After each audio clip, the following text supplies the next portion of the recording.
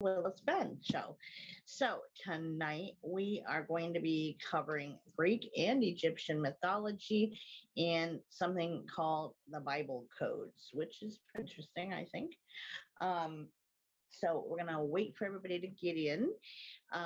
During the show, if you see me looking down, it's I monitor the comments on my phone, so I'm able to respond to everybody. So we'll give it a chance for everybody to come on in. Get my glasses on so I can monitor said comments.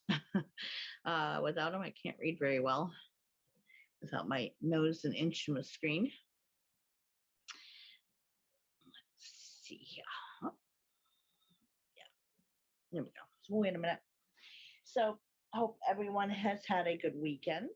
I know around the country, various places have been much more spring-like earlier than what they normally tend to be, which has been nice.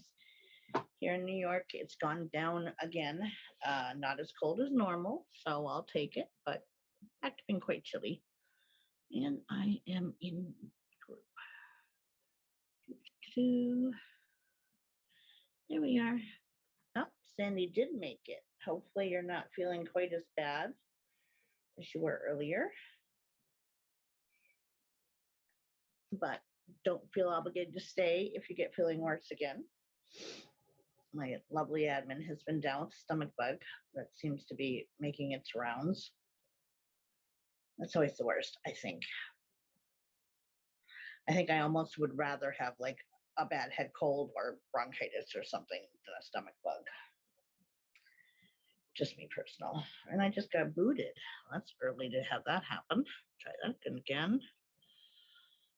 I don't know why it kicks me out in the middle.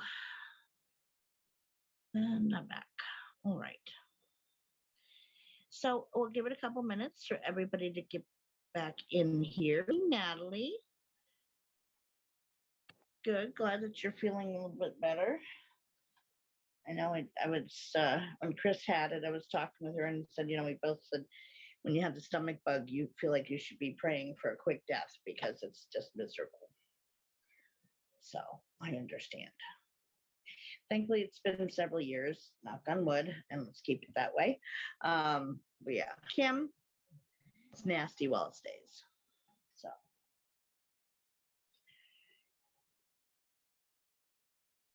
Let's not go starting a cat fight on TV, if you please. On TV, yeah, on camera, if you please. Go on, get. Little girl, we're not doing this. I promise we're not. You started it last night for no reason, so yeah. Leave him alone. That's all you gotta do. It's like angels and demons. I got Marley on this side. She's back over there and she creeps up on him, startling him. And then, you know, he jumps and then it makes her hiss. And as the cat box gets. Hey, Tanya. So, anyway. Natalie, I'm waiting for a plumber who is well over 2 hours late. This goes to me, so not really happy with him. Yeah, I would say, hey, Chris, should ask him if he does show up. Does that mean that you can dock 2 hours off of his pay? Just saying. I hate those people who are rude and disrespectful like that to where your time is not valuable to them and they think that, you know, they're the end all be all corner market on that. Hey, Sandy. How you doing, Chris? So yeah, tonight we are going to be discussing Greek and Egyptian mythology and the Bible code as well. It's going to take a little bit of bouncing around the trusty notebook because there's books in between. So I tried to make it a little bit easier by bookmarking stuff to find it, which took me some doing. So I was like, all right, I know it says it's here, but where is it? It's in between this and this. Yeah, I found it though. So let me get the page going here. A mess. When if he'll even show up at all. Well, let's see. So it's like 5 there. My guess is probably not at this point, Natalie. It's 5 o'clock. And then if he did, he probably would like try to charge you like an emergency call, something stupid. I just hate people who disrespect other people's time like that. Like your time is less valuable or something. Sorry, that's like a minor pet peeve of mine.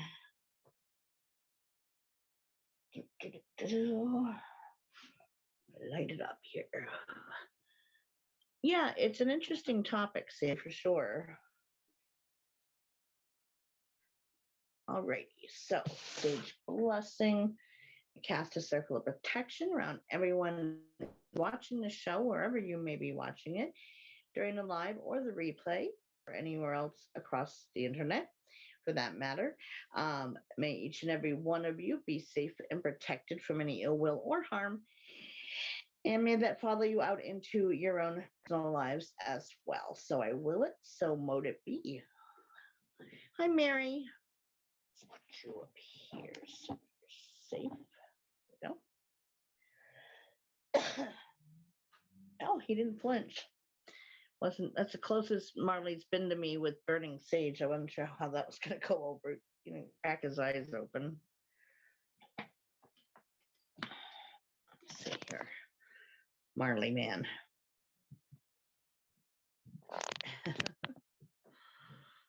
You are very welcome. I have to keep a towel on my pillow because little girl likes to get up there to look out the window, and I don't want cat butt on my pillow. Just saying. Okay, so give me 1 second to figure out what is where first. Okay, so this is Greek mythology. We'll start with that. Hey, Marianne. Bookmarks we can put down in here. There. Hope everyone is doing well and had a pleasant weekend. Keep an eye on things. We don't need a big cat fight on the show. That's, yeah, nope. All right, so we got all the main folks in for tonight. So why don't we go ahead and get started? So we know that. So, all right. So the Greek mythology show was originally covered December 16th, 2019. So we're getting inching closer to more the time frame when before we lost everything in the archives. So for those who are new to seeing my show, I had started out doing it on Facebook, and we lost an original group and all of the archived shows everywhere. And so everybody decided that they wanted me to recover those topics to replace the archives. And now that I'm up with Soma Fusion, then they are safe and secure off of Facebook land. So you certainly can, Sandy, of course. You're always welcome to message me. You should know that. You don't gotta ask, just do it. You know how to find me. Yeah, nope, no problem. So, Greek mythology. So if anybody saw the show reminder notice, there is a picture in there of who the main players are in Greek mythology that you can always take a look at after the show if you so choose. If you haven't seen it, that kind of, it will give you an idea anyways of artist rendition of them anyhow. But yeah, they're usually represented kind of the same way any way you look at them. Art forms can vary, of course, but you know. Okay, Chris. You're not bugging me, Sandy. You never bug me. If you were, I'd tell you. You know I'm outspoken enough to tell you that if you were. I have no qualms telling people that. Stop bugging me. You never bug me. All right, so this was episode 59 originally. So what is Greek mythology? Because we always lay a foundation of understanding down to build off of. So it is a body of myths originally told by the ancient Greeks in the genre of ancient Greek folklore. So they contain stories concerning the origin and nature of the world, early people wanted to kind of try to explain things around them. And what better way than to attributing it to gods and goddesses? And of course, they had to have their own dramas to play out amongst them. And they made for good stories being told, through the winter nights and so forth, keep each other occupied. And was something that got passed down through the generations. And obviously, since we are still aware of it today, well, it still keeps getting passed down. Hey, Miss Nancy. So it was kind of explaining. Hi, Chris. Welcome. The origin and nature of the world, lives, activities of the deities, the heroes, the mythological creatures, the origins of the ritual practices that they still carried out in honor of them in their daily lives, to honor them in the hopes that they would have like good crop, be blessed with healthy children, or win wars, whatever they were up to. They wanted to appease the gods and goddesses in order to keep them happy so that they would give their blessings on their daily lives, essentially. So who are the players in Greek mythology? So we have the Olympian gods, and we have Aphrodite, and she's associated with love, beauty, pleasure, passion, and procreativity. She's identified with planet Venus, which, as most have heard, is the planet of love. So that's what is attributed to her. So sometimes you'll even hear it associated, like, even the term aphrodisiac. Well, that's the core root of the word, is Aphrodite's name. Sorry you're having trouble, Chris. So then we have Apollo, who is the god of sun and light, music, poetry, healing, plagues, prophecy and knowledge, order, beauty, archery, and agriculture. So he covered a lot of things, and so prayers and offerings would be given up to him for those things. Then we have Ares, the god of war, and he represents a violent, untamed aspect of war. Sadly, today's generation of kids mainly know them from like the DC comic Wonder Woman movies. Sadly, but yes, these are very ancient beings. Then we have Artemis, and she was the goddess of the hunt. Yours is crazy too, huh? You guys getting stormy weather out there or anything? Goddess of the hunt, through the wild and the wilderness, wild animals, the moon, as well as chastity. And she was often shown in kind of the drawn bow outlook, and many of these that also have constellations named after them as well. Hey, Stacy, how you feeling? Light rain, but not bad, huh? I don't know then. Send a tornado warning just north of me. We don't want to send you tornado warnings. We want to prevent them. Then there is Athena, and she is associated with wisdom, handicraft, and warfare. Hades, which a lot of children only know that from the Disney cartoons and movies. Good, glad you're feeling better today. So Hades is the god of the dead and the king of the underworld. And then we have, if I can read my writing,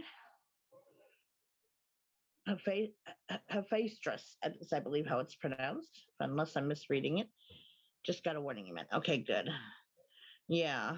Did you figure out what it was, Stacy? Not that you have to put it in chat, but so that's the god of fire, metalworking, craftsmen, sculpture, metallurgy, and volcanoes, and was known as the blacksmith of the gods. Yeah, definitely stay safe. Hera, she was the goddess of women, marriage, family, and childbirth. Hermes. Yeah, I know I wasn't feeling great last night from the weather change myself. So Hermes is the winged herald and messenger of the gods. So oftentimes you'll see him represented with having like that metal helmet with the wings on it that go backward. Also, as a divine trickster, the god of roads, flocks, commerce, and thieves. So, again, each time with each of these things, the people would leave offerings and make prayers up to them that they do well in those areas if they needed help, or that they would have a good year with crops, etc., love lives, whatever. Yeah, me too, Nancy. I wasn't doing great last night. So we have Hestia, and who she is the goddess of the hearth, pure and peaceful. Poseidon, which many of us have heard of, the ship, the Poseidon. He's been represented in many different forms, but he's the god of the sea and the water, earthquakes and horses, and his anger, his temperament, etc., is equivalent to, like causing tsunamis at a whim if the need arose. The planet he's associated with is Neptune. And we have Zeus, who was the god of the sky and thunder and the king of all gods and men and the chief figure in Greek mythology. Hey, Miss Karen. There is a further huge list of other gods and goddesses, a mile long, but the aforementioned are the main players in Greek mythology. There's a lot of other minor players. And by my thoughts, anyway, on the topic, I think that there really was kind of one set of gods and goddesses that got assigned different roles, but the way they looked and their names and so forth changed depending on what culture was viewing them and talking about them. So of course languages are different from culture to culture, belief systems, etc. So how they're viewed it varies, but yeah, I think things got delegated. Let's go get out for dog food. Yes, no more tsunamis. We don't care for those. Um, and going into the Greek myths and the creatures, that because they would create a lot of the like hybrid animals to be the creatures for their mythology. Um, how many of you guys in chat happened to see the Clash of the Titans movie? Now it first originally came out, back when I was a kid, 19 early 1980s, I believe it was. And I remember it started out, I think, on HBO type of show or type of movie. It has been remade since then, which had an interesting job done of it. But so Clash of the Titans figured in a lot of those different myths and creatures into the film. They got represented in there long ago. Yeah, it's been quite a while since I've seen it. Yep, it is a classic. And the remake wasn't bad, but not quite the same either. My mother had a thing for what was it, Bubo the Electol. She loved that thing. So it was always, she used to make fun of it all the time and want one. One of my favorite movies. Then I watched it as an adult. Yep. Nope, never was interested. Yeah, it's one of those things I think that you are or you're not. And my mother she loved it. So we had to sit through it several times when I was a kid, unfortunately. Not that it was bad, but after a while it gets old. So Hollywood has, of course, brought several of them to the screen of the players from back then. Oh, an angry face. Uh-oh. Mary doesn't think she saw it. Kim saw it. So Hollywood has gone on to bring several Greek myths to the screen as well, in terms of like Xena, the warrior princess, the show The Immortals, Helen of Troy, Electra, Hercules, Jason and the Argonauts, Percy Jackson and the Lightning Thief, or The Lightning Thief, Percy Jackson's Sea of Monsters, the movie Troy, Ulysses, Wrath of the Titans. Hi, Lori. Here we are.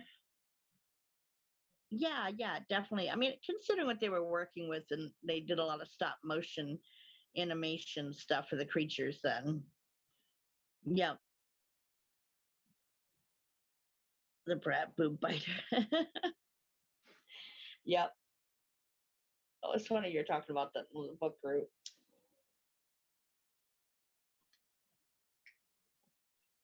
So famous creatures that we're more familiar with from Greek lore and myths and mythology stories, statuary, and still can get represented even on TV today, is the centaurs, and they are half human, half horse.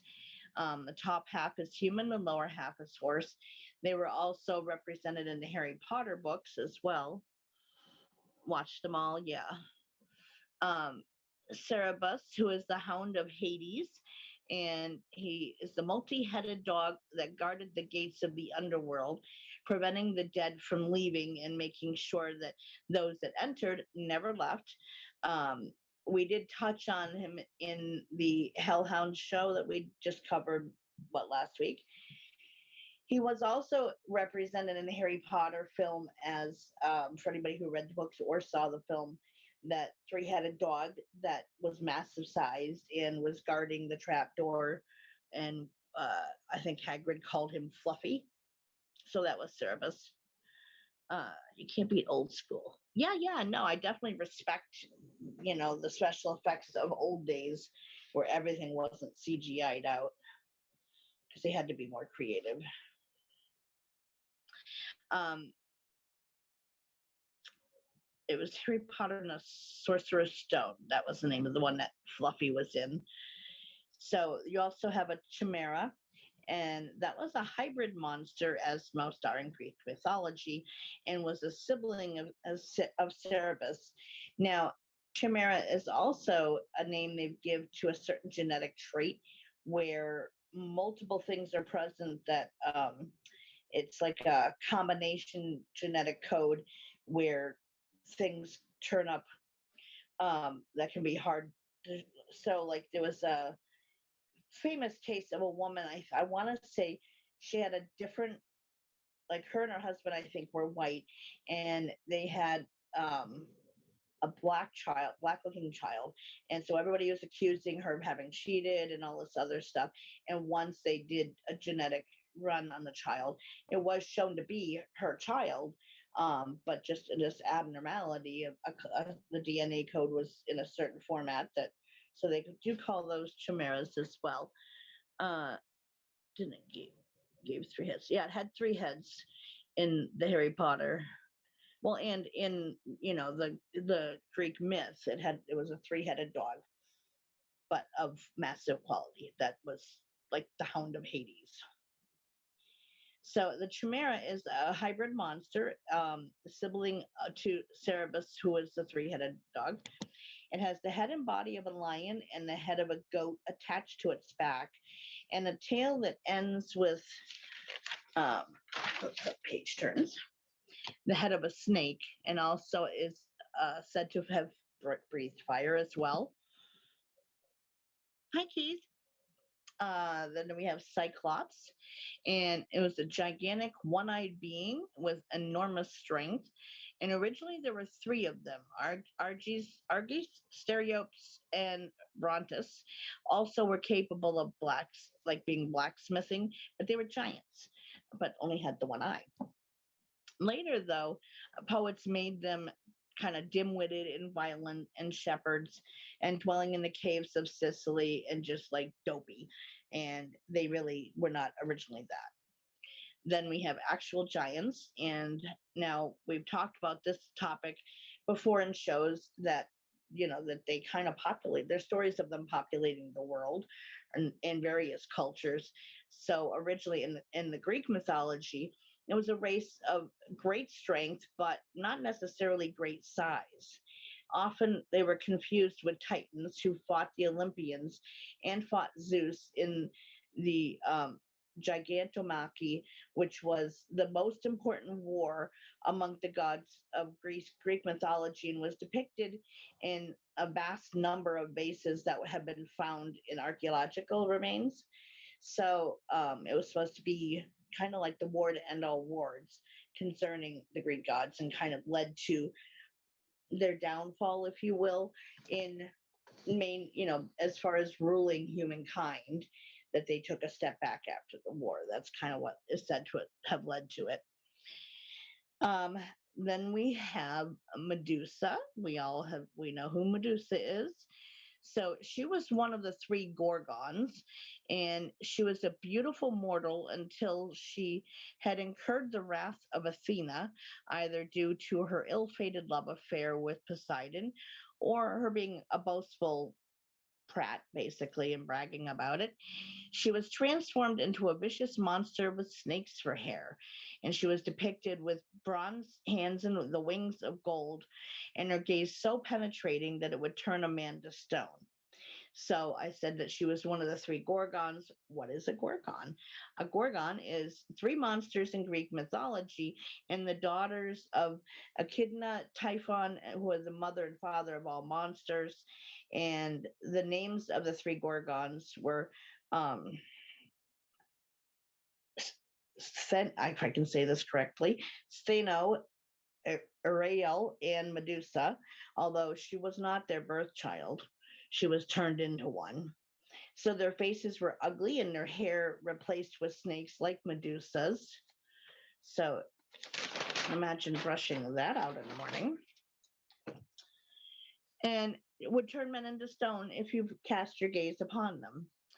Then we have Pegasus, which, many still immortalize Pegasus in statues and even in gemstones and things today.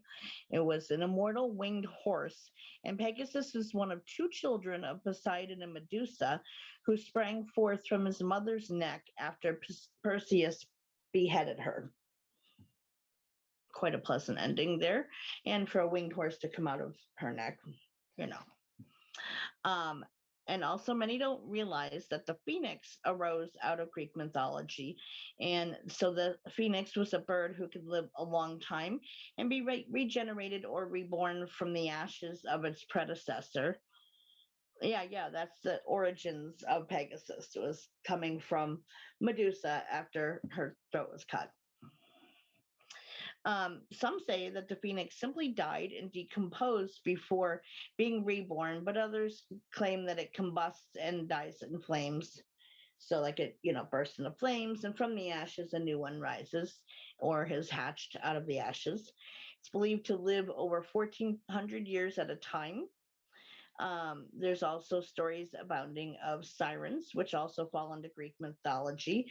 And they're supposed to be half birds, half beautiful maidens. And sirens were capable of luring passing sailors to the islands and their doom. So they were fated to die if anyone survived their singing, though. Yep, Harry Potter also.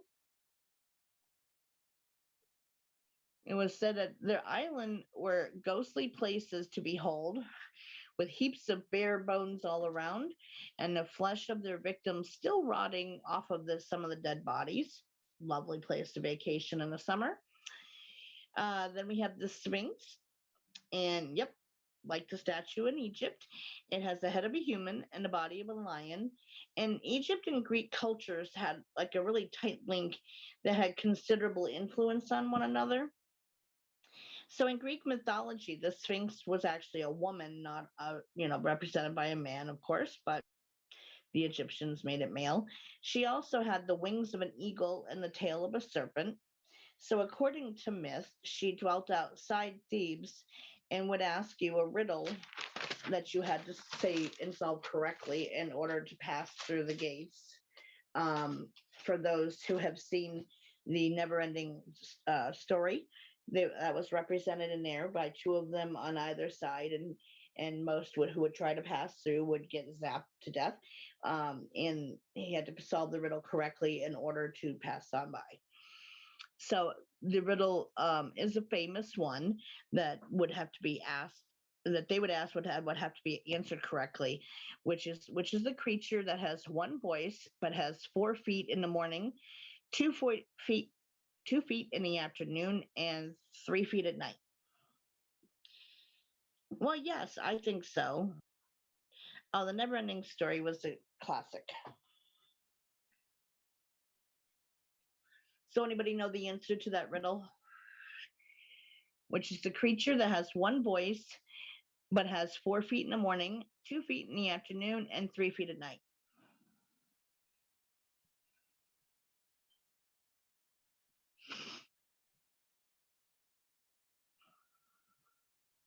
It was a good movie. I'm curious if any of you will get the answer. I know Katie would probably know it. Handful of you might know it. Sorry, nose itches. Yeah, I would think so. Shadow. No, you would get zapped with lightning, then Nancy, and blown up. Can't remember. Say it once more. Okay, one more time. Which is the creature that has one voice but has 4 feet in the morning, 2 feet in the afternoon, and 3 feet at night?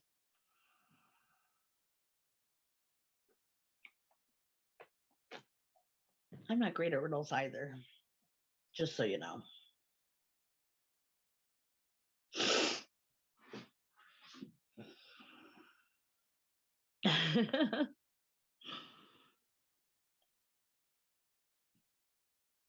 Had to kind of check out for a few because my kids are here. No worries, Natalie. All right, so I'll just give you the answer. It is what is man, human, that they have one voice.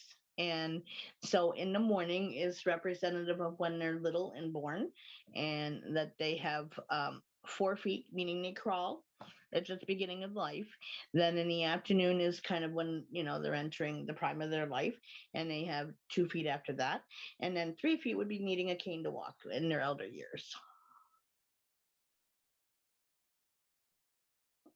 So anyone who struggled with the insert got eaten by the Sphinx. You never heard that one? Yeah. It's one of those kind of classic riddles that exist. I mean, again, I wouldn't have gotten it way back when either because I suck at riddles. Should have spoken up, Marianne. So sometimes there was a second riddle that they would have to guess, and that is there are 2 sisters. One gives birth to the other, who in turn gives birth to the first. And who are they? And so that one, I'll just tell you the answer, is day and night and day are, they follow one another. So there's a myriad of other players. Sphinx food here. I've never been good at riddles either. Absolutely not. Yeah, Karen, it was which is the creature that has one voice, but 4 feet in the morning, 2 feet in the afternoon, and 3 feet at night. So there's a whole bunch of other players in Greek mythology that, we're not going to cover all of them, of course, because there's such a myriad of them, but other lesser gods and goddesses, monsters, heroes, mortals, immortals, etc. And then, you have the half and half, the demigods, and so forth. But here we are over 2,000 years later with their mythology still kind of interspersed with ours and being integrated into our various cultures worldwide. And, it makes me wonder what they would have thought of that if they had known that so many years later, that it would still be in existence and be taught in schools and so forth. So that is the gist of Greek mythology. And again, there's a whole bunch of others like the hierarchy I always talk about, and different tales about, major battles that went on and hitherto and yon, and who participated in them and so forth. But those are the main guys.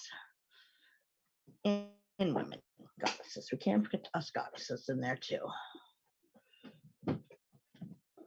So then we're going to segue over to the Egyptian mythology. And like I said, a lot of the culture kind of, intermeshed in many ways. So again, each culture came up with their own names and designations for the gods and goddesses. But, to me, they really are kind of the same beings overall. It's just the different cultures have interpreted them differently. There was a lot of Greek mythology in Xena Warrior Princess. Yes. My son, who doesn't believe in ghosts, is really into mythology. Huh, interesting. Does he say why he's really into it? Like, is he believing in it, or is it just he likes the stories? So, Egyptian mythology is the collection of myths from ancient Egypt that describe the action of gods as a means to understand the world around them, much like it was in Greek culture. Gods and goddesses mating with humans. Yep. And the myths appear often in Egypt in their writings, their artwork, particularly in short stories, religious material that included everything from hymns to ritual texts, funerary texts, and even temple decor. They would paint their walls with them, just like the stories. Yeah. Yeah, there are some people who are like, they can tell you the whole shebang of all of them, and I never have been great at keeping them all straight because I do look at them as being the same beings, just given different names and roles in different cultures, but I still think it's the same beings behind them. So um let's see here. Oop. They rarely hold the entire myth in what is represented in those places, like in the hymns or temple decor, but instead only a small fragment of the myth. And these myths are often after the case, like after were inspired by nature in ways to again explain the world around them as a whole. Egyptians saw time, especially the present, as a set of reoccurring patterns, and myths were set in the earliest of times, long before there was anything else. And in current Egyptian rulers were seen as being uh, basically the creation of, mating with gods and goddesses. So they were descended from them directly, and hence why they were allowed to be rulers in the culture. So, um, they believe that present events repeat the events of the myth, and in doing so, then also renew it. Uh, and the it's technically called Ma'at, which is the fundamental order of the universe of how they viewed it. So creation myths are some of the most important myths because gods from who those who form the universe from the primordial chaos, they're the most important starting beings of all that is, basically, is how they view it. So some of the most pivotal figures in Egyptian mythology, and some of these words have also gotten integrated into even our present day language in certain formats and belief systems, and even Christianity has taken some from the Egyptian culture and integrated it into the biblical terms, or places names, people's names, weekdays, etc., come from some of these ancient cultures in an attempt to get them to be more likely to convert if it was similar to their original beliefs. So the sun god Ra is one of the major players. Osiris, Isis, and Horus against the disruptive god Set. And these are recurring themes in the mythic episodes, including the conflict between the upholders of Ma'at, which is the order of the universe, and the forces of chaos. The importance of the pharaoh in maintaining Ma'at, and the continual regeneration and death of the gods to make sure that they stayed in place and in existence, kind of ruling everything. So some texts appear contradictory of each other regarding some sacred events. I think it's that way in all myths, regardless of the culture they come from. Rah, rah, rah, rah, rah. Bad romance song. So Egyptian mythology, they're more metaphorical and translate the behavior and essence of a deity in terms that humans can understand them in. So each variation of a myth that gets told represents a different symbolic perspective, enriching the Egyptians' understanding of the gods and the world that surrounds them. Myths provide an ideological basis for kingship, Like I said, the kings and pharaohs are allowed to rule because they are offsprings of the gods. So scenes in artwork, etc., from the myth appear in tombs and temples and amulets. There would be temples built to just about any of the ones I already named that could be, offerings be left for them. And they're still finding, like the most recent finds, I believe they're shared into the group regarding, what's the name of the place? They just unearthed like 20,000 mummies from this place. It's near the Valley of the Kings. And it had, even they found temples that were dedicated to like the Bastet, and they had like mummified remains of cats that were thought to have been bred just for the sole purpose of sacrificing them, in the name of making an offering for whatever the person was seeking to have an outcome made of.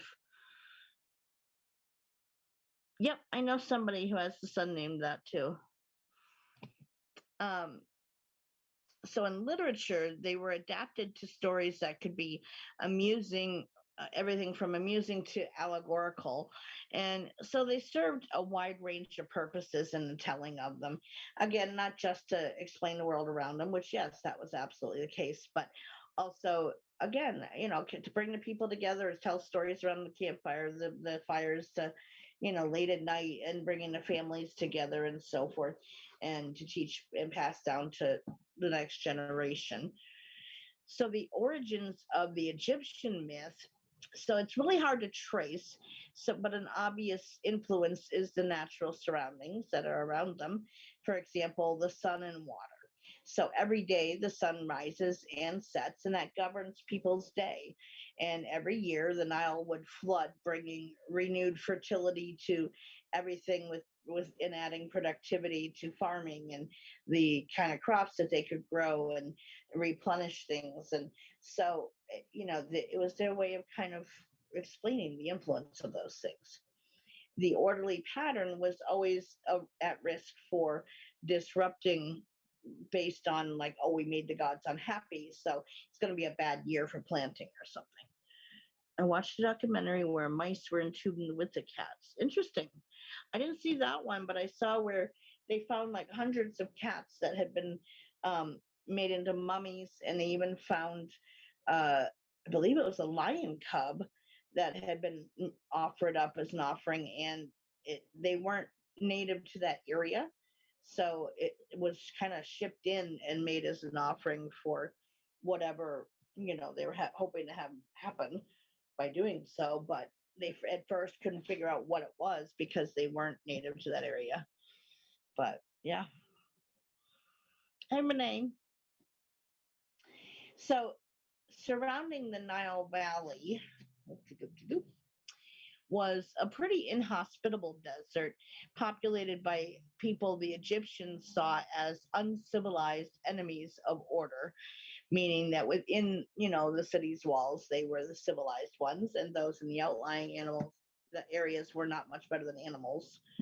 Um, so again, they saw themselves as Mot, which was the universal order, that like the primary Egyptian rulers. They saw themselves as the orderers of the universe, basically, and making sure that was carried out. They were educated, and they were higher above everyone else, and that they were surrounded by the chaos of the desert, and her people were also then seen as chaotic.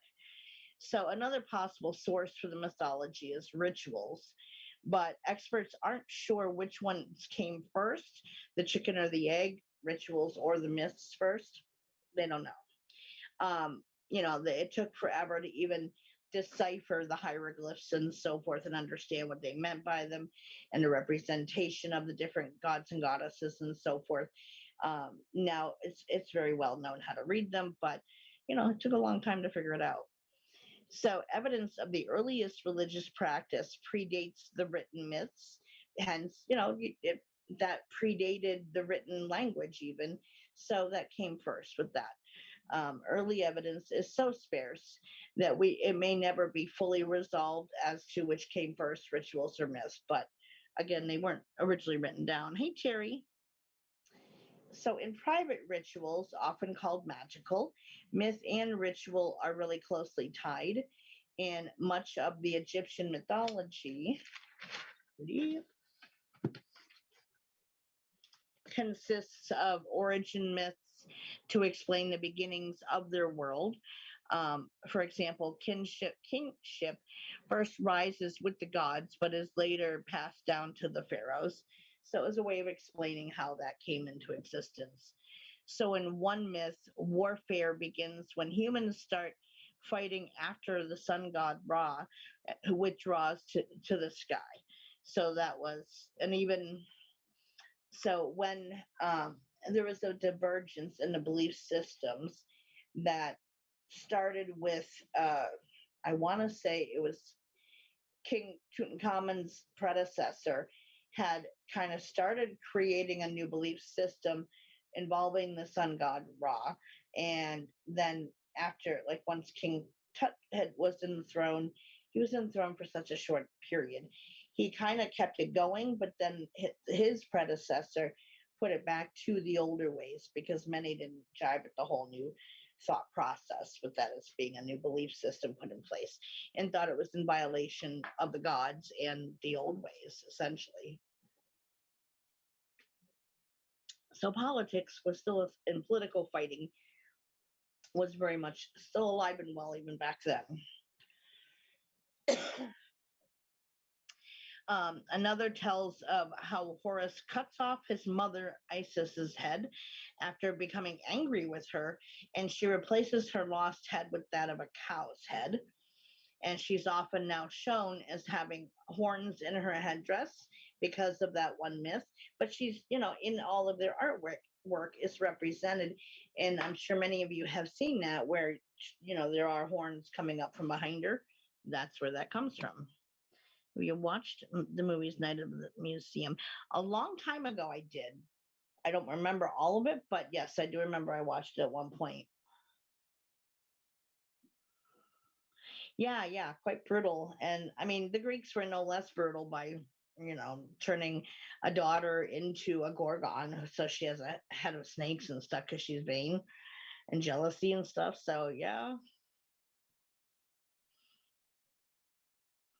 Um, so some of the myths came from historic events as well. And so, like the unification of Egypt under the pharaohs came around 3100 BCE, before current era, and it made the king the focus of the Egyptian religion. And some experts link a mythological strife between the Upper and Lower Egypt in terms of belief systems. Like I said, that probably was around the time when that divergence between creating a new set of beliefs versus maintaining and holding on to the traditional beliefs came into existence, where not everybody, just like today, when it involves change, humans don't like change and they fight change. So, wanting to hold on to traditional ways versus let's step into a new world type of outlook. Bad mamachims back then, yeah. Has Tutankhamun. Yes. I know what you mean now because it's spelled phonetically, so I can figure it out. There is a 3. I don't think I saw number 3, but I want to say I probably saw 1 and 2 with my daughter or something because she was younger then. So I know it was through her that I saw the first 2 movies, Night in the Museum, but I don't think I ever saw the third one.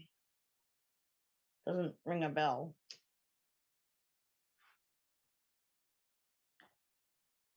Look at it now. So the meaning and content of Egyptian mythology. So, like many other cultures and myths, Egyptian myths serves to justify human traditions and to address the basic questions about the world around them. They are cute movies. So, Egyptian deities represent natural phenomena, from physical objects like the sun to more abstract ideas like knowledge and creativity. So the Egyptians believed that the interaction of the gods governed the behavior of all of those elements intermixed, and that the true realm of the gods is inaccessible to humans. I would be hard pressed to spell it right. I'd have to think. I'd probably have to write it out myself first to get it right.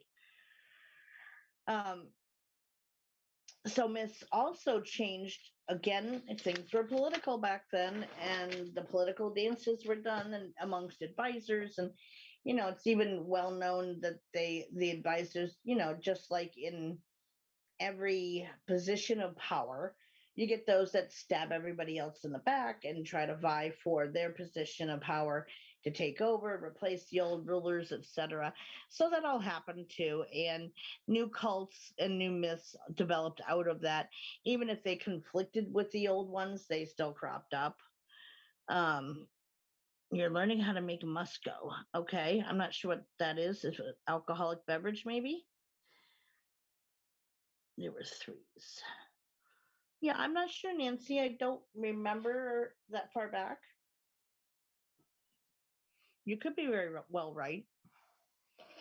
Um, so sources with this, first of all, comes from religion, and despite the high number of gods appearing in the early dynastic period of Egypt, which was circa around 3100 to 2686 BCE, because it counts down in time heading towards year zero before our current method of counting time in the current era of, like we're now in 2022, we go upwards from year zero, but before that they counted down towards zero. Screwy, I know, but it's how time is measured back then. And so none can really be gleaned from the sources, as writing hadn't really become widespread yet. That came in like form more from like pyramid texts and stuff, which were collected from several incantations inscribed in the interior of pyramids beginning in the 24th century BCE. So that's where a lot of the text did come from. But they also did a lot in pictography, where like the hieroglyphs, they would make a story out of a series of pictures and illustrations, but they told a story, and those were some of the earliest forms of writing, and they had their own alphabet as well. But before that, it wasn't, learning how to read and write was not a widespread thing that covered the lands where it's like required everybody goes to school, because they had a caste system there as well, with higher class and lower class, and the lower class, well, they didn't get sent to school. So all these things were not written down to find out exact origins of it. I missed one. Not to break up the discussion, but I need to say goodnight. I have to go to bed to relieve the pain. Early spring weather sucks. Yes, it does. Good night, Chris. Thanks for popping in. So they first were funerary texts that, hi, Tanya, welcome. The funerary texts that were first found to kind of start talking about religious practices and belief systems, they were the ones that held it first, because they were intended to ensure the king would pass safely into the afterlife after they died. And them being the high class people, well, they got to have those things, whereas it wasn't as even common to mummify the dead in the lower class population. It happened, but not as often, and certainly not without as much pomp and circumstance. So from there, the pyramid texts developed into coffin texts, which were contained with similar material and were available to non-royals, which led to the Book of the Dead in the New Kingdom and the books of breathing from the later periods of around 664 to 323 BCE. And many temples also had temple libraries that stored papyri from rituals and other uses, and other temple papyri, basically like the scroll texts that they would make. They contained hymns praising a god for their action of one action or another. So those things all were contained within temples mainly. Came out in 2020 or 2014, the last one of the museum artifacts sent to the Smithsonian. Huh. Okay. Yeah, that was the year my daughter graduated, which is probably where I wouldn't have seen the last one per se. But good to know there was three. Something to keep an eye out on. So the first example of a myth is with the shape of the world. So the disorder that predates the ordered world exists beyond the world as an infinite expanse of formless water personified by the god Nun. And so the earth equals Geb, and it's a flat piece of land over which arches the sky, which is often represented by a goddess.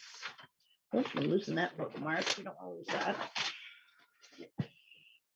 Nut, and there are two separated, or the two are separated by the god of air, which is named Shu, and so they're often depicted with her kind of bent in like a rainbow type of position over top of the rest of the world, is how it's kind of shown. So the sun god Ra is said to travel across the body of Nut through the sky, lighting the world, and then at night passes over to Duat, which is a mysterious region that orders the formlessness of Nun into order. And the nature of Duat is uncertain and not ever really spelled out. So, who are the main goddesses and gods in Egyptian culture? Well, I'm glad you asked. Let's get into that. So, first we have Anubis, and Anubis was a funerary god tasked with holding the scales of which a person's heart got weighed. If it was lighter than a feather, then the dead were led to Osiris. So, basically, it could be compared to the scales of justice. If the person, had a black heart and did horrible things in their life, well, then their heart would be very heavy and they would not pass on to go forward to Osiris. In fact, those that didn't pass that first test were said to get eaten by the crocodiles of the underworld and then became part of kind of like the jury of the observers of the first test, where their heart got weighed. They would have to forever sit in amongst the crowd, essentially, rather than getting to move on. Okay, Mary.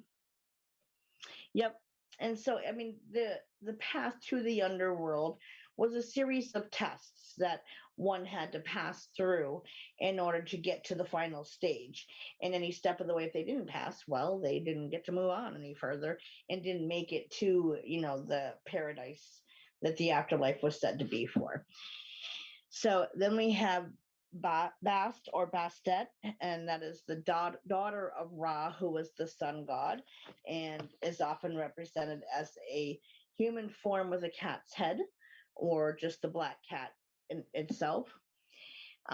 Geb is the god of earth, and that's a fertility god who laid the egg that the sun was hatched from. And his laughter was thought to cause earthquakes. And of course, as often gods and goddesses did back then, incest was a thing and encouraged to keep the bloodlines pure. And he married his sister Nut, who was the sky goddess. Hathor was the Egyptian cow goddess and the personification of the Milky Way, and was sometimes shown as the wife or the daughter of the sun god Ra. We also have Horus, the pharaoh's protector, and was the son of Osiris and Isis, and that's the falcon god. So it's often depicted as a human with the head of a falcon in their imagery. Isis took over the role of goddess of the dead, and she's also associated with life, winds, the heavens, beer, magic, and abundance, etc. The beer part I thought was amusing. Set or Seti was the god of chaos, war, evil, storms, deserts, and he killed and cut up his brother Sirius just because he could, I guess. Bookmark out of the way. So there are so many more depending on which myth and depending on whether it's upper or lower Egypt, which were separated areas and different levels of rulers, education, etc. And as you got closer to year zero, things started shifting and changing with times. And so they kind of would introduce new gods and goddesses as well. And as each new ruler came into power, they would get rid of all the old statuary. If someone, one of the tombs actually that got recently discovered, it had so they found like a door hidden there, which they think is present in most of the tombs, that would be used for someone who died to kind of be able to come back into our realm without being noticed, that where they could just check on things, I guess, from within their tomb. My cat is worse than a 2-year-old today. I just had to put her in timeout. That's funny. Welcome back, Mary and Karen.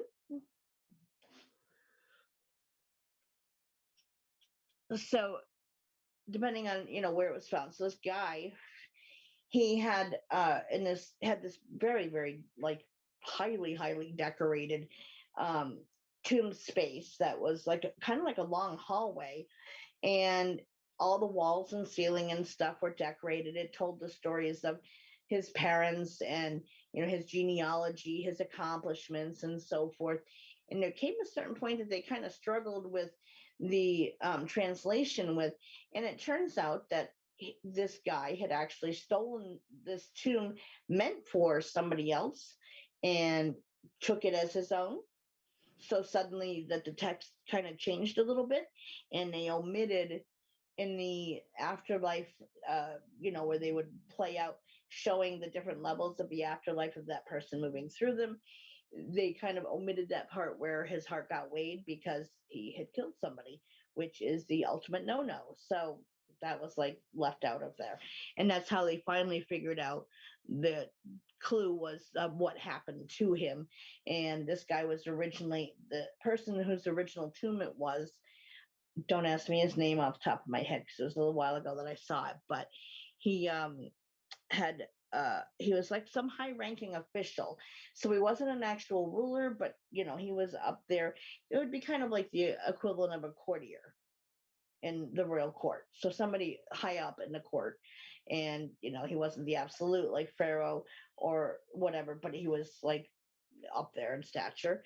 And this guy murdered him, who was his brother, it was discovered, and took over his tomb and presented it like it was his own.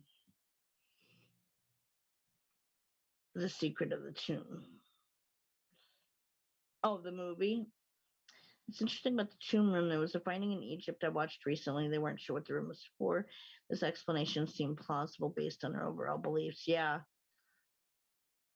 Yep. And so, all that backstabbing, political plays for power. I mean, all that it existed even back then and was quite common. And so, I mean, they're still finding and uncovering a lot of historical things regarding Egypt and its history still. I mean, and a lot of the tombs, unfortunately, have been desecrated by grave robbers, etc., and grave goods stolen. So a lot of things that could help explain the culture have already been kind of smashed in and violated, but some of it they're just now locating. The name of that, the most recent find is starts with S. Or something of I know it's in the group in the guide section in educational videos. I know I put it in there. But at any rate, they found like a mad ton of new mummies that had never been opened before, and new tombs that had been not broken into by grave robbers and spoiled and everything stolen out of it. So it is a good view into culture. She's getting snipped tomorrow. Okay. They would get jealous and try to erase some of them. Oh yes, then that's kind of what this guy did, is tried to erase the fact that it was actually like his brother's tomb and present it like his own. And took out his name, and with others, when a numer, say if somebody had somebody killed and they went into power themselves, then yeah, they wipe out all signs of the person off the artwork of the walls and statuary, and remove names from tombs and stuff, really in effect wiping out that they even existed. And with those things in place, it's, I mean, a lot was lost to history by doing that practice. So it just wasn't known about, like what happened to that person, because it's just missing. So the room was really hard to get to and it was empty. Not sarcophagus. It was the name of a location, Tanya. It starts with S, but it was a recent archaeological find in the last few years that came into light, and it was almost like a mini Valley of the Kings that got uncovered, and that's where they uncovered all of the new um, mummies that were found unspoiled, and different tombs of different, rulers or higher ups and stuff that held important positions of power, as well as temples and things like that. So it was almost like a mini city got discovered, which was big. I'll probably think of the name of it after the show's over, and I'll be like, blah, blah, blah, blah. That's it. Damn it. Yeah. So basically, that's pretty much the gist of main Egyptian mythology. So again, that's the main players of it, anyways, and the most frequently seen representations of the gods and goddesses that are shown in the surviving statuary. Some of it, again, it would change back and forth between whichever ones got ruled. Yeah, it's on the tip of my brain, Sandy. I know the place starts with an S, or no, it's, yeah, what city you said that? Um, Saqqara, something like that. That just popped in my head. I think it was like Saqqara. So I think that's what it was. Is the find of Saqqara. Sounds right. Don't hold me to it, but I think that's it. So that's pretty much Egyptian mythology in a nutshell. Again, it kind of varies with the telling, and but again, like all mythology, it's used to explain the world around them back before science really kicked in and took over to start explaining things, how different things work and so forth. Well, we'll leave it to the gods and goddesses and tell their tales, and that's what's behind it. You may have had a lifetime there, Natalie. I want to think it's Saqqara, is what I think it is. I'm going to stand by that answer. I love archaeology, period, so I find it all interesting. Alrighty, so onward to the Bible codes. I'll have to watch replay. My daughter was helping shower and dry your hair. Yep, it'll be in the group after we're done.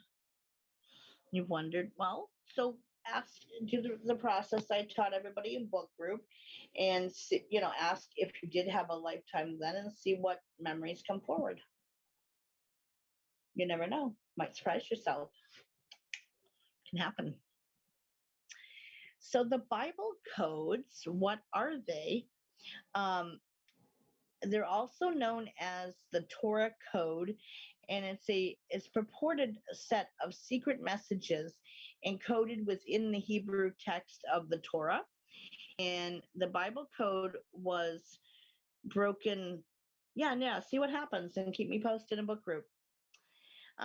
So the Bible code was broken by a distinguished mathematician, and so it's supposed to foretell events that happened thousands of years after it was said to have been incorporated into the Old Testament, from predicting World War II to the Gulf Wars. Give me a second to say this name right. Eliyahu Rips, there we go, disclosed the above information in a letter to Yitzhak Rabin, who was the Prime Minister of Israel.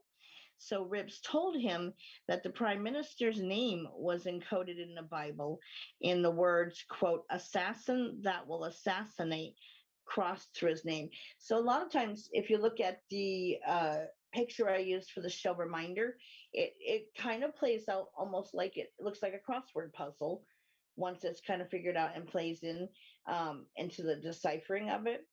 they count every certain number of letters to get the right one, and then they piece it together like a crossword puzzle kind of. So he wrote this letter saying that he deciphered this in the was encoded in the Bible, saying that an assassin would assassinate him, and then it kind of crossed with the letters of his name. So Rip stated that the assassination of both John Kennedy as well as his brother Robert were also predicted, as well as that of Egyptian leader Anwar Sadat were in there as well. And the code gave his killer's first and last name and the date of the murder and place, as well as how it would happen.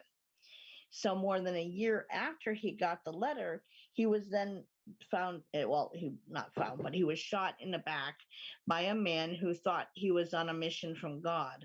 The murder was encoded in the Bible 3,000 years before it actually happened. There's a channel on YouTube about the codes. Cool. Hitler's in there too. Yep. So his assassination was predicted 3,000 years before it actually happened. So the history of the Bible codes. So the code was discovered by Dr. Eliyahu Rips, who was one of the world's leading experts in group theory, which is a field of mathematics underlying quantum physics. Marley, you're making it hard for me to boost myself laying there, baby. Just saying. Let me scoot. His eyes are back of his head. I guess he doesn't care. Okay.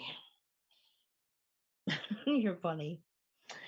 So it's been confirmed by eminent mathematicians at Harvard and Yale, and has also been replicated by senior code breaker Harold Gaines at the U.S. Department of Defense, who tested it with his own computer program as well. And the code had also predicted, besides several other assassinations, it predicted, or said to predict, World War II, Watergate, Winston Churchill, Bill Clinton, from the Holocaust to Hiroshima, to the moon landing, to a collision of the Shoemaker-Levy comet, Jupiter, and that the exact date was given for the impact that played out to be right. So Rip says that the Bible code is the original computer program, essentially. They don't. So the thought behind this is that it was put in there into the sacred text, and it awaited the time when humans had the technology to decode it, and that there is still more in there that's awaiting further technology we don't yet have to decipher the rest of it, is kind of the thought on it. Obama too. It was the version of the Old Testament, and the mathematical code only exists in the original Hebrew version. So it's not, you can go to like King James Bible and look it up in there and find it, but it's the ancient original Old Testament. The first code came more than 50 years earlier, when a rabbi in Prague who found that so this is how it's done. So he found that if he skipped 50 letters, another fifth of the word 12 at the beginning of Genesis. So he kind of found it out and started applying it to text would be put first in the message. So by skipping 50 letters and then turning it would be PS1, 51st letter would be, so like the first 50 would be the T, and then skip another 50, then O was spelled out, then another 50 would be the R. So kind of like that is how it would be spelling out the messages that are supposed to be hidden in there. So the same skipping sequence, again spelled out Torah, is in the book of Exodus, Numbers, and Deuteronomy. I'm breaking up, or is it just me? Do others hear it? I did get a little glitchy for a second, I noticed, but am I okay now? Am I good?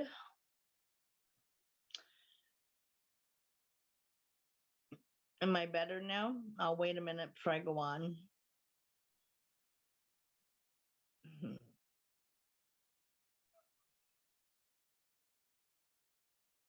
I'll give it a second for you guys to feedback. Okay, now good. Okay. I saw myself getting a little itchy, so I slowed down. Good deal.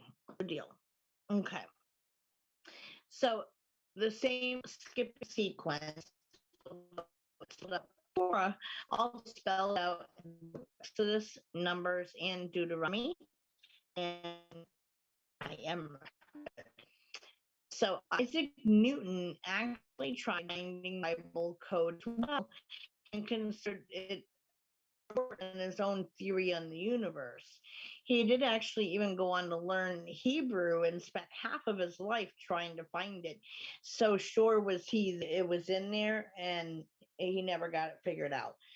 Sir Isaac Newton, glitchy again. Well, hell. Do you understand that one? I'll wait a second, see if it catches up.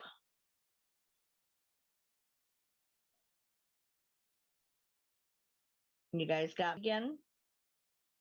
Yeah, that is weird. Very weird. Good on your end. Okay.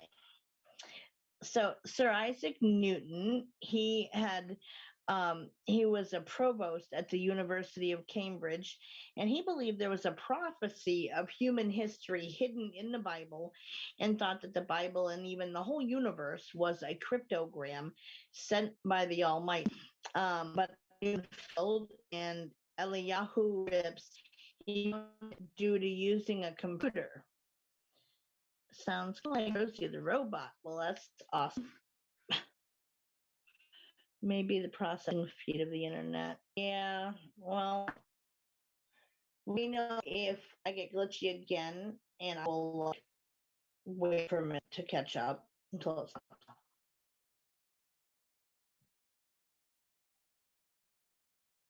you know. So Newton failed, and Eliyahu Rips did find it by using a computer, and thought that the code had been made with a sort of time lock on it, not to open until computers had gotten invented. So this is what I was talking about a minute ago, that like until we figured out how to make computers, this couldn't be unlocked until then. I got into the tequila or my bottle of rum, maybe both. No.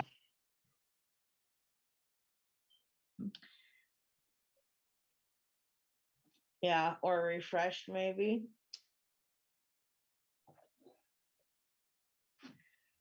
So how it works. So again, it's not that like it took until like we weren't meant to get these messages until after the computers got invented. And again, that there is still more air hidden and locked until we get even further higher knowledge based technology in order to decipher the rest of it. So Rip explains that each code is a case of um, more than every fourth or 12th or 50th letter to form a word, and keep going until the hidden message gets spelled out. And that he says there's a Bible beneath the Bible.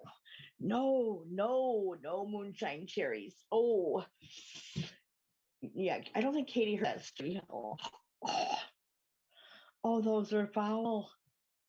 I was close to pushing it outside last night on the porch. Jenna was getting up to them. Everybody went by. I was like, damn it. Anyway, um, believers claim that there is no scientific grounds available to challenge it. And one of Rip's colleagues, a Durham Whitsom, did an extensive search for the Holocaust and did find it spelled out in detail. Oh, totally gag on those cherries. Oh. Germany was encoded with Nazis in Berlin, and a man who ran the concentration camp, Eichmann, was also encoded with quote, the ovens and the extermination.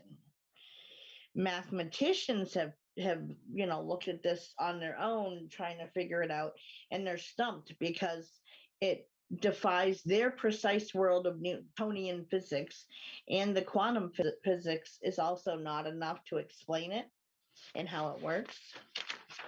So they're kind of at a loss as well.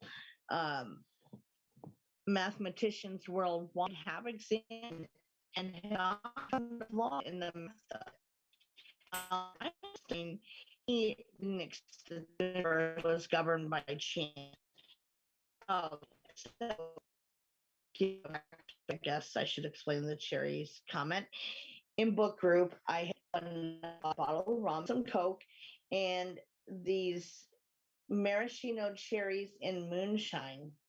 And my thinking is, everybody I've ever heard of talking about like the flavored moonshines or fruit moonshine, that it tastes so good. I was thinking that they would taste like maraschino cherries and you wouldn't taste the moonshine.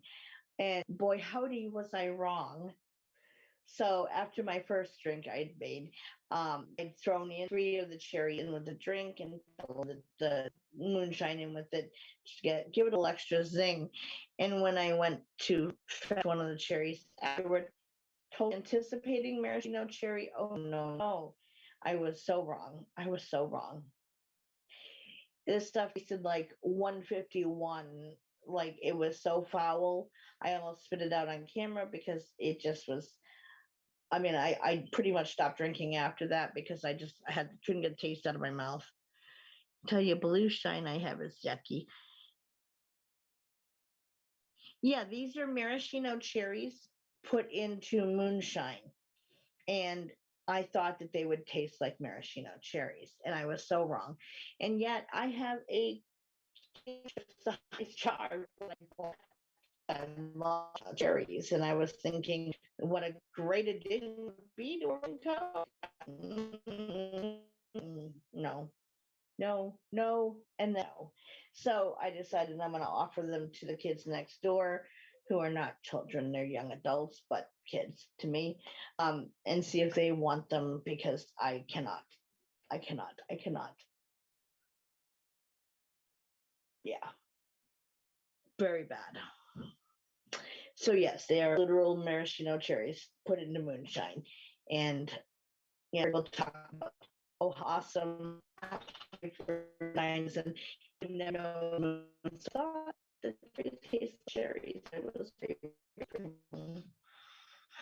horrible, horrible, horrible. So not doing that one again.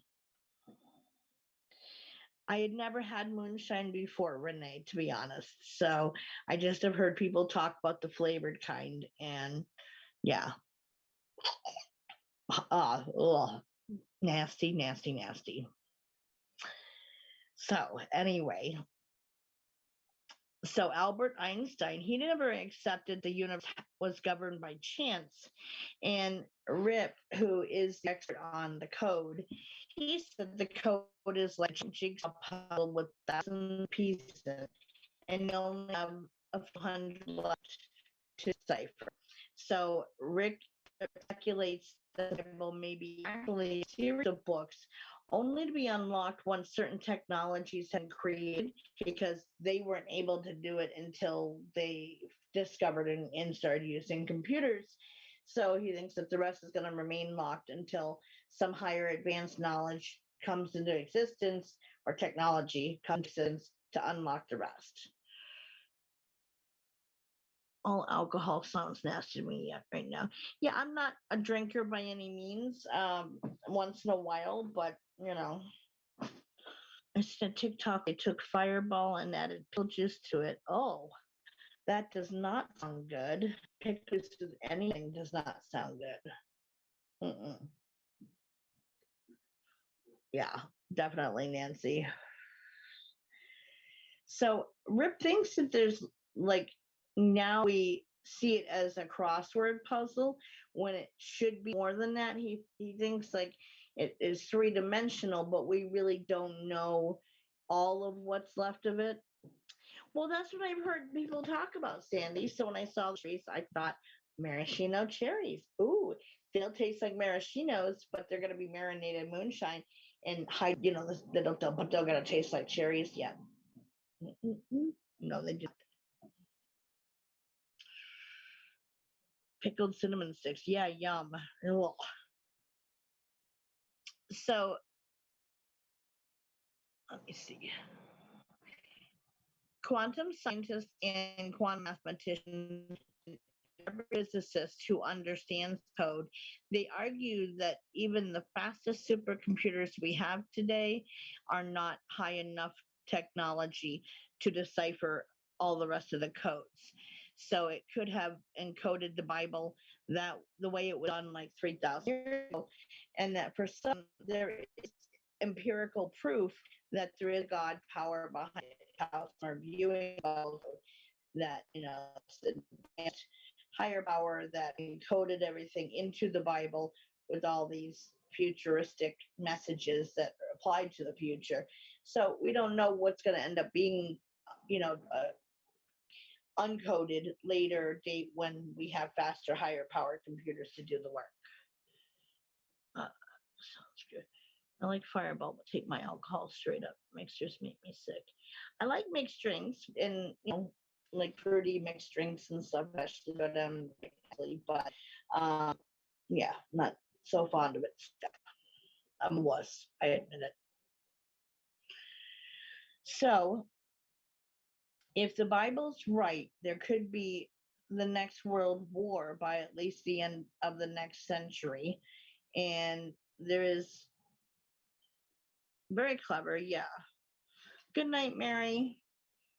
So there's warning about Armageddon in there.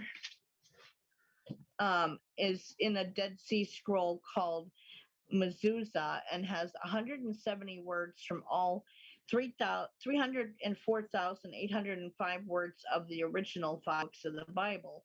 God commanded that scroll and posted at the entrance of every home. So it's like said, he's supposed to be posted at the doorways going into everyone's homes. Certainly, um, the only years included in the Bible as quote problem years was the year 2000 and 2006, and these were like warnings of war.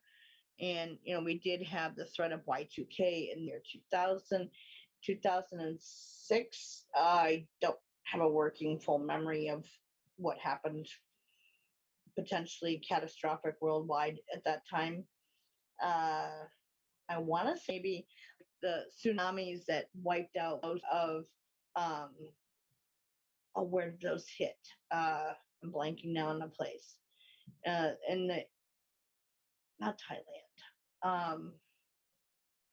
It almost wiped out an entire culture of people. There was like 300,000 people killed in these tsunamis. I think that was around that time. Federations say they won't let World War III happen. Yeah, and that's only one probable future. It's not one thing set in stone. I am so sorry, Mr. Did not mean to disrupt your little stretch out there. Phuket. It was a massive tidal wave that killed like 300,000 plus people in it. And it was like the biggest event of that kind that had been in recorded history. Taiwan, maybe. I don't remember the exact place. I'd have to look it up. My brain's blanking on it right now. I had it when I went to say it and it's gone, which means I won't recover it again anytime soon. So, in reference to Armageddon, the words refer to Syrian leader Hafez Assad, and he is a love bug. What's the belief? I was thinking that, but I was like, no, I don't think that's right. There's such massive loss of life there. It was horrible. And I think it happened around then. So Russia, China, and the US are mentioned guarding a world war, but they think that more would unite against Syria. It's prophesied that World War III may start with an attack at Jerusalem and then invasion of Italy. And again, it's only one probable future. It's not written in stone. No future timeline is exactly. So I choose to believe the more positive one than that one. And so they feel the codes are to prevent it. The code on how to prevent it are also encased in the Bible, that we just don't have the technology yet to decipher it. The message is that we can is that so far that we can save ourselves and that we aren't alone, basically, which has come to pass. So we know that we're not alone, and that it is up to us. We do have the choice to make on how things, turning the tides or which path things take in the world.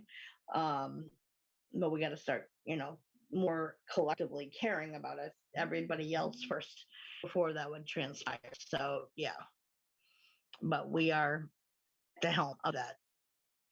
So there are more to be translated. So it's going to be interesting to see if maybe in our lifetime further newer technology will come out that will be able to translate even more of the codes and see what's, if anything is prophesized in there to happen yet to come or has come to pass in the intervening, because it seems like most of it goes up to around World War II time frame. So give or take 2004 in Thailand. But I thought it was around 2006. So close. I don't remember exactly what else was 2006 off the top of my head. That was a long time ago. So, anyways, that is the Bible codes as a whole for now, until again we get better technology to decipher that stuff. So there are said to be more to come, but just not yet. Hell of a guess is what it was. I'm like, I think that was around then. I'm not sure. So that's the Bible codes. So topics coming up. Um, we had covered the correlation between the human brain, like brain injury, and I don't know if that's something you guys want to recover or not. Chakras and world energy grids, which was an interesting topic. So does that sound like a plan for next week?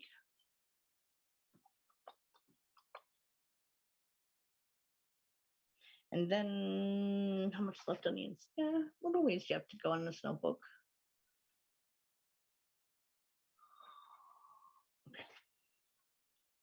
Sure. I know you guys don't really care as long as I present something. Okay. So we'll aim for that next week then. Correlation between brain injury and gifts.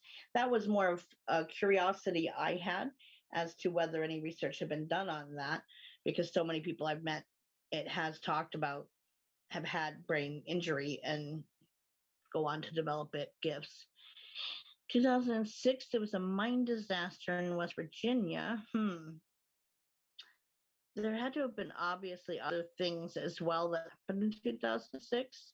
I know it was around then that we had massive flooding here in upstate New York that was the worst in over 100 years, but there wasn't like, loss of life. Well, I take that back. There was one person who died in the floods from a tractor trailer because the bridge going over one of the creek outlet on the height, the down died. So, lots of love to everybody, and I will see those of you who are interested for book group Wednesday night, 8 p.m. Eastern, in the video chat room in the group Willows Spend.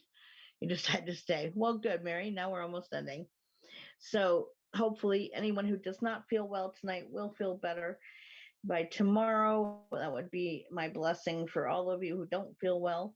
And that otherwise, I will see you guys for Wednesday night for book group. No, Thursday night. Sorry, Thursday night. We just changed that. Nope, Thursday night, 8 p.m. Eastern for book group. Remember, we changed it. My bad. I'm so sorry. Not to throw anybody up. I don't remember the year, but on December 21st. Yes. So Thursday night, 8 p.m. Eastern is the book group.